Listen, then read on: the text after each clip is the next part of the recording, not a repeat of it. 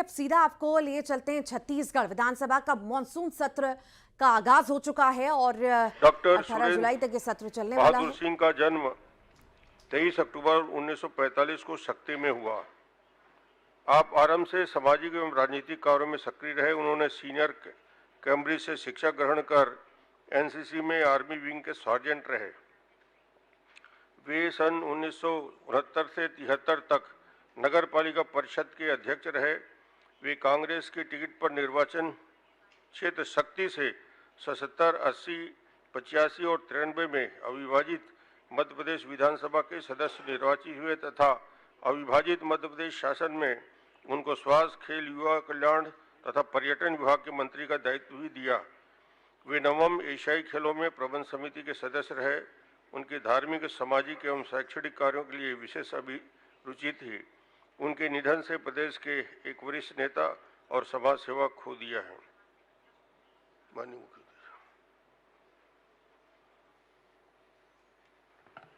माननीय अध्यक्ष महोदय, प्रदेश के पूर्व राज्यपाल स्वर्गीय श्री शेखर दत्त जी को मैं अपनी श्रद्धांजलि अर्पित करता हूं और शोकाकुल परिवारजनों के प्रति अपनी संवेदना व्यक्त करता हूं। ईश्वर परिवारजनों को इस दुख की घड़ी को सहन करने की शक्ति प्रदान करें।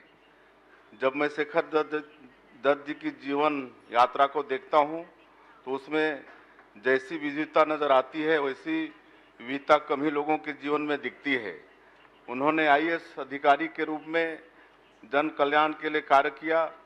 सेना के 60 सर्विस कमीशन से जुड़कर 1971 के बांग्लादेश मुक्ति संग्राम में हिस्सा लिया।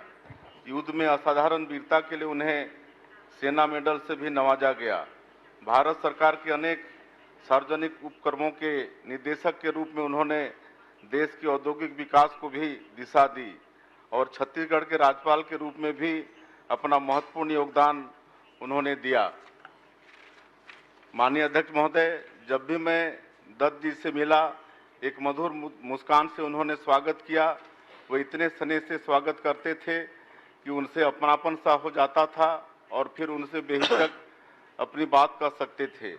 विविध कार्य क्षेत्रों का उनका दीर्घ अनुभव हमारे राज्य के लिए विशेष रूप से तब उपयोगी हुआ जब वे प्रदेश के राज्यपाल के रूप में नियुक्त हुए।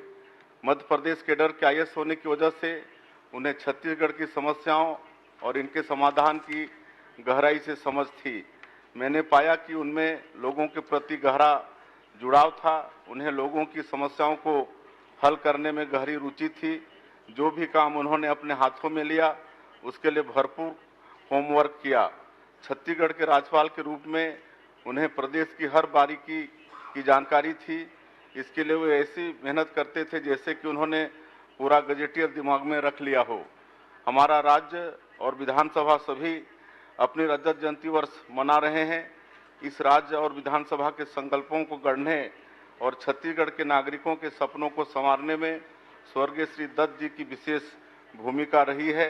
आज हम सब पूरी कृतज्ञता के साथ उनके इस योगदान को नमन करने में जुटे हैं। मैं ईश्वर से पुनः दिवंगत आत्मा की शांति के लिए प्रार्थना करता हूं। माननीय अध्यक्ष महोदय, मैं शक्ति रियासत के राजा और अविभाजित मध्य प्रदेश में हमारे छत्तीसगढ़ का एक लंबे समय तक नेतृत्व करने वाले पूर्व कैबिनेट मंत्री श्री सुरेंद्र बहादुर सिंह जी को विनम्र श्रद्धांजलि अर्पित करता हूं। राजा सुरेंद्र बहादुर सिंह जी करीब 20 वर्षों तक शक्ति क्षेत्र ही नहीं समूचे छत्तीसगढ़ की आवाज़ मध्य प्रदेश विधानसभा में उठाते रहे। वे महज 18 साल की आयु में शक्ति रियासत के राजा की जिम्मेदारी संभाले थे। अनुसूचित जनजाति वर्ग से होने के बावजूद वे सामान्य सीट से लगातार चुनाव जीतकर मध्य प्रदेश विधानसभा में हमारे छत्तीसगढ़ का प्रतिनिधित्व करते रहे। वे 1977, 1980, 1985 और 1993 में शक्ति क्षेत्र से लगातार विधायक चुने गए। माननीय अध्यक्ष महोदय, जब मैं तपकरा क्षेत्र से दूसरी बार विधायक था तब राजा सुरेंद्र बहादुर सिंह जी शक्ति से विधायक चुने गए थे। विधानसभा में हमेशा सकारात्मक मुद्दों पर आधारित चर्चा के पक्षधर रहे। राजा सुरेंद्र बहादुर सिंह जी का व्यक्तित्व अत्यंत सरल, सौम्य और सहज था। वे सदैव जनता के बीच रहकर उनकी समस्याओं को सुनते और समाधान का प्रयास करते थे।